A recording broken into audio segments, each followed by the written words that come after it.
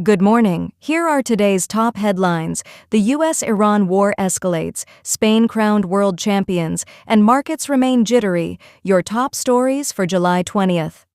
1. The U.S. Iran War escalates. The dominant story out of Washington and the Middle East remains the ongoing war between the United States and Iran, which has now stretched on for months and shows no sign of winding down.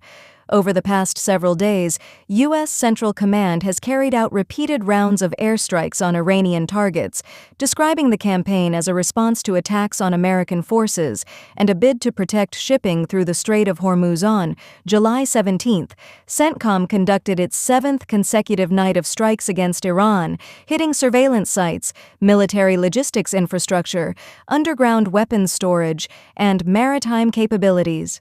The command said it continues to enforce a naval blockade of Iranian ports while holding Tehran accountable, and noted that more than 50,000 American service members are currently deployed across the Middle East. Iran, for its part, has accused the U.S. of striking civilian sites, including a railway station and an airport, an allegation CENTCOM's spokesman flatly denied, arguing the U.S. does not target civilians, unlike Iran's own strikes on shipping in the Strait and on neighboring Gulf states.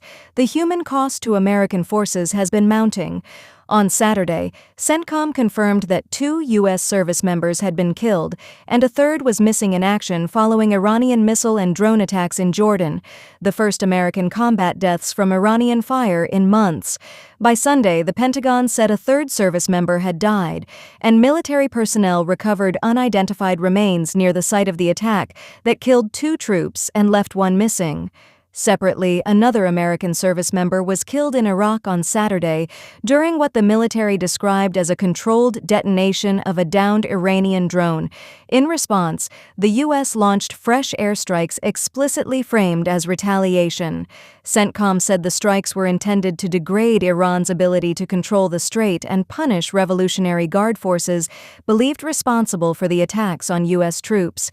Footage released by the military showed fighter jets and Tomahawk cruise missiles striking targets in mountainous terrain, where Iran is known to conceal missile infrastructure.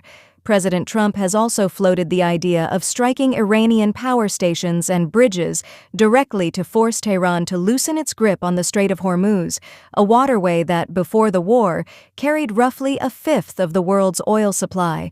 The war has also drawn international criticism. The head of the six-nation Gulf Cooperation Council has accused Iran of war crimes over strikes on civilian infrastructure, while the State Department issued a fresh worldwide caution over the weekend warning Americans abroad, particularly in the Middle East, that U.S. facilities and interests remain potential targets for groups sympathetic to Iran.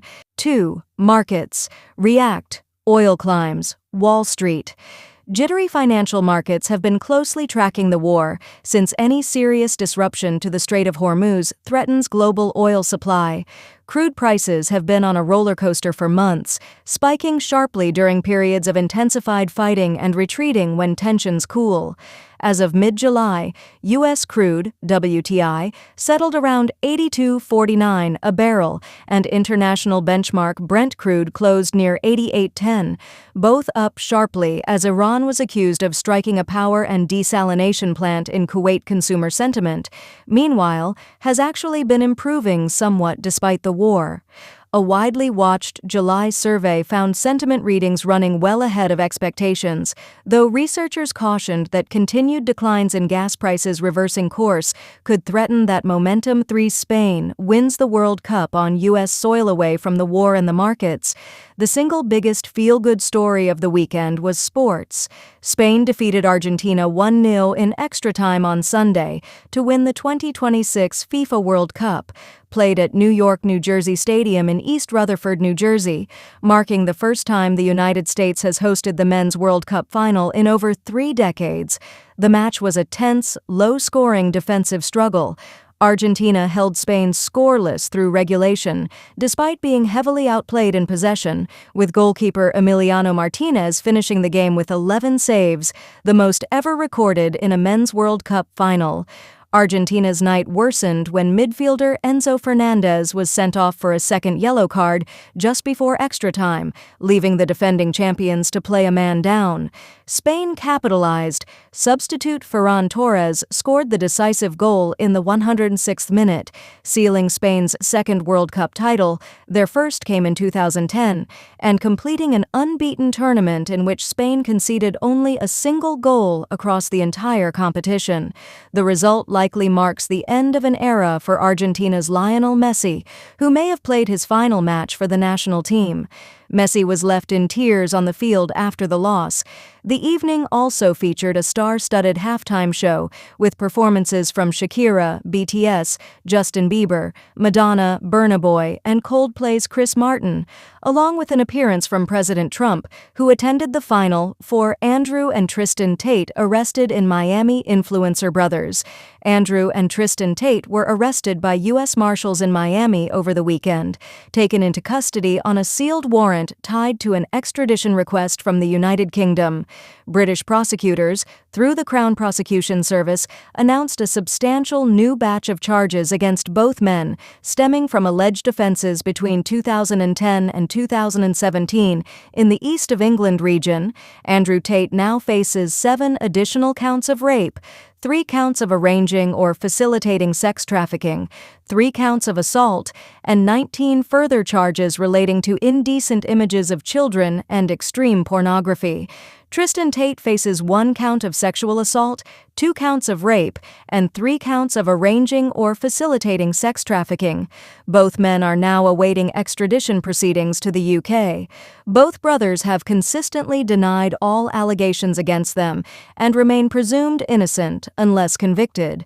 5 mass shooting rocks downtown Tucson in Arizona. A mass shooting in downtown Tucson's nightlife district early Sunday morning left 9 people with critical gunshot wounds and prompted police to shoot and wound the suspected gunman as he tried to flee. The shooting broke out around 2 a.m. in the 100 block of East Congress Street. Officers on foot patrol nearby heard gunfire and rushed toward the scene, encountering a man running away who, after ignoring multiple commands to stop, was shot by an officer. He was taken to a hospital in life-threatening condition. No officers were hurt.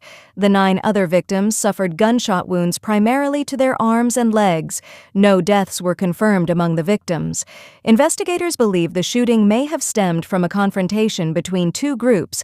SpaceX's Starship hits another delay. SpaceX suffered a setback in its Starship testing program this past week when its 13th flight test aborted at the very last second on July 16th. Just as the rocket was set to lift off from Starbase, Texas.